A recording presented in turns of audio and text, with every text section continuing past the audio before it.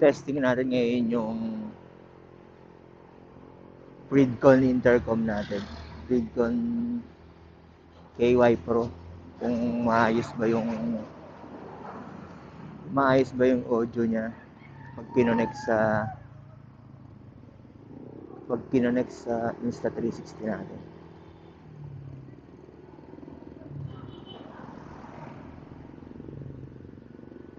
Hindi ko pa na settings yan guys kung may yung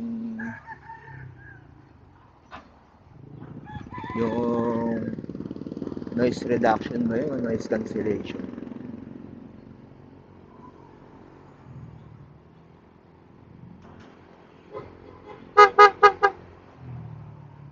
Check na lang natin mamaya kapag in-layback natin yung video.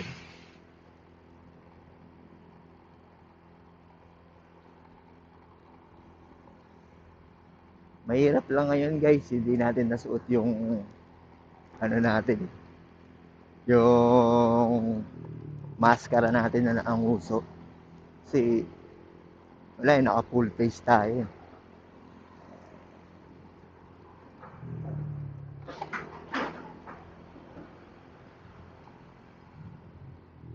Nakakamiss din yun eh. Kasi araw-araw natin yung ginagamit.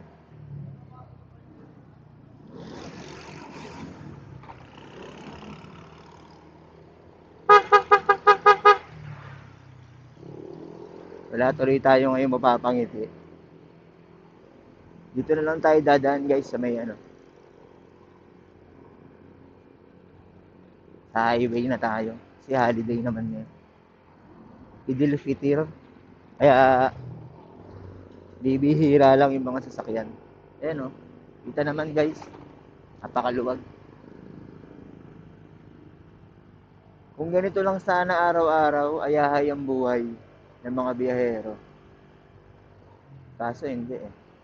Masyado na kasing congested yung Metro Manila. Especially dito sa mga area na nasa port area. Grabe. Sobrang dami ng mga ng mga trailer trucks na nagdadala ng mga container vans.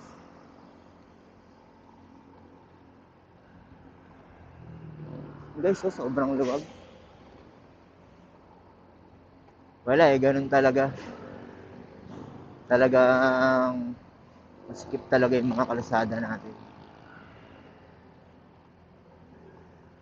Late na din yung para sa mga infrastructure, mga bridge, wala na.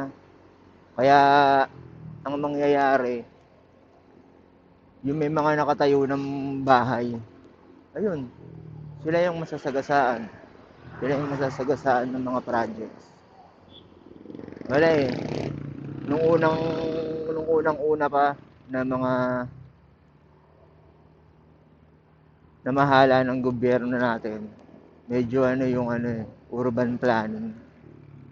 Yung sa mga projects, hindi nila iniisip eh.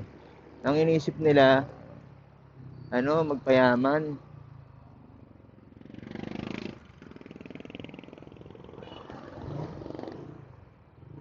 Guys, hanggang dito sobrang luwag eh. Bihira lang ako dumaan dito guys eh. Kaya pag lang, kapag holiday, pag weekend, madalas doon ako dumadaan sa may tabing ilog. Doon kasi mas safe tayo. Yun nga lang, maputik kasi laging basa eh. Doon kasi sila naliligo, doon sila naguhugas ng plato. Kaya nga ang pabiro kong tawag doon ay Basa Street. So guys, malapit na tayo sa